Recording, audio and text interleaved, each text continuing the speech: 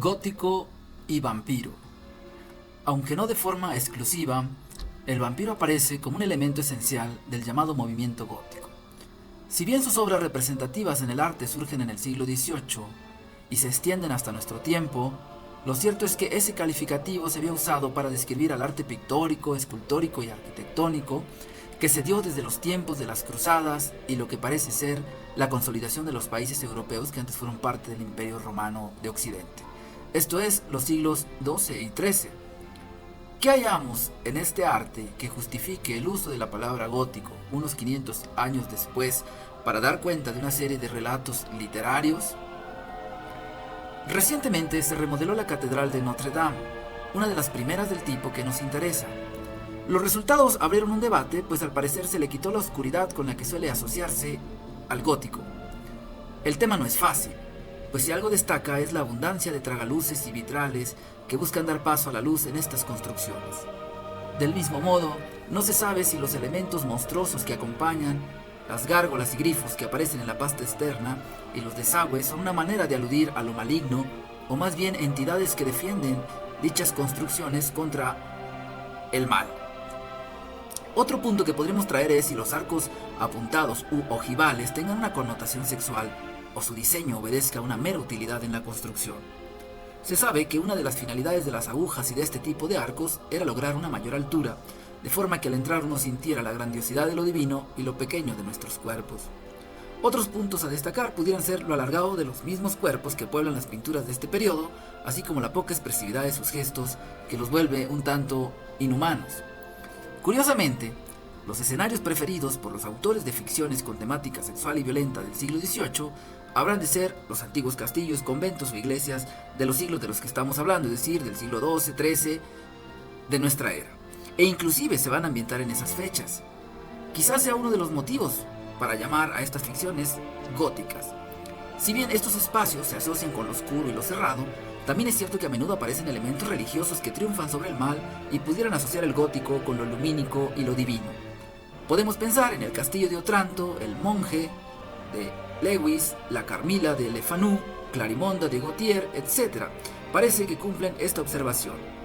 Puede destacarse que el relato gótico se circunscribe a países como Francia e Inglaterra, principalmente este último, donde se estaba llevando a cabo un proceso de innovación industrial y de racionalismo de las actitudes humanas. Varias explicaciones tratan de dar cuenta de este acercamiento de los relatos del siglo XVIII por los elementos de la Edad Media o del periodo gótico. Una señala que el racionalismo del siglo XVIII, en su estudio de la vida social y de la naturaleza humana, debió atender también las zonas oscuras de ambas, lo cual antes pudo ser un tema tabú. De esta manera, un autor como Edmund Burke, en 1757, pudo decir que una verdadera obra de arte debía de llevarnos hacia lo sublime, elevarnos de nuestra vida ordinaria y paralizar en nosotros cualquier intento de reflexión, y que para ello no existía nada mejor que el miedo y lo terrorífico. Más aún, se dice que el poeta Novalis, en 1790, entrevió que lo religioso o luminoso a menudo estaba asociado con el deseo y la crueldad, y que, por tanto, estos temas debían ser abordados por la imaginación. Ejemplos claros en este sentido pueden ser las obras del Marqués de Sade, publicadas por estas mismas fechas.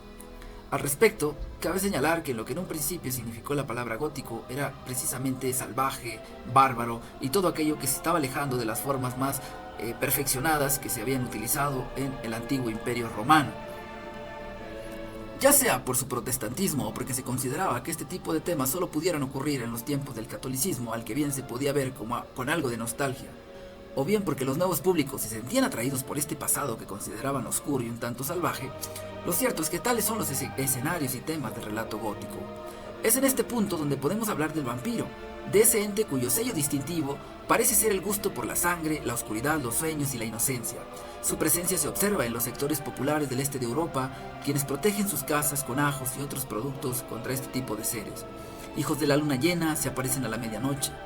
Los perros medio los presienten, pero pueden pasar sin causar gran revuelo. Se asoman en sueños y luego pasan a la realidad. Siempre son entes ya fallecidos, pero que extrañas situaciones los llaman del reino de los muertos al de los vivos. En una segunda videocápsula intentaremos abordar la relación entre lo gótico y lo vampiresco, Pero bien, esta historia puede rastrearse desde los griegos mismos, quienes hablaban de ciertos seres llamados lamias, a quienes acusaban de secuestrar y alimentarse de niños pequeños. Justamente en el mundo de los poetas ingleses que anteceden a la aparición de la figura más reconocida del vampiro, como son Edmund Spenser, Coleridge o Percy Shelley, sus protagonistas son mujeres que comparten los elementos nocturnos, cerrados y sanguinarios que luego aparecerán en la imagen del vampiro más conocida. Me refiero a La Reina de las Hadas, que es de 1560, Cristabel de 1790 y Lamia 1820 respectivamente. Todas ellas aluden a seres que buscan a los vivos, jóvenes y castos, a los cuales buscan alejar del mundo de las virtudes cristianas. Posteriores a ellas aparece también Clarimonda en 1836 y Carmila en 1872, de los franceses Gautier y Sheridan Le Fanu.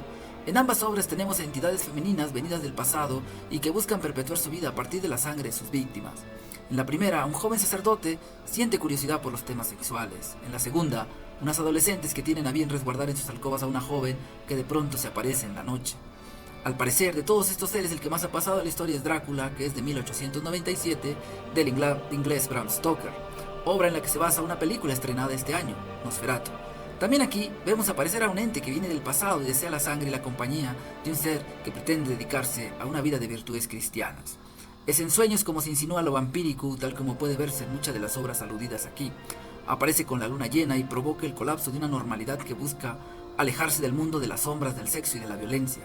Al menos en Drácula, el surgimiento del vampiro se da en la noche de Walpurgis o de San Jorge, o bueno, a finales de abril, como que coinciden esa fecha del paganismo y de la ahora cultura cristiana, la cual se asociaba con el retorno de los muertos y de la oscuridad. Es en estos personajes masculinos, que son ya del siglo XIX, que los vemos aparecer como monstruosos visualmente, pues antes los vampiros se presentan con hermosas formas para después dejar ver su carácter horripilante, algo que quizás se conserva en el vampiro de Polidori.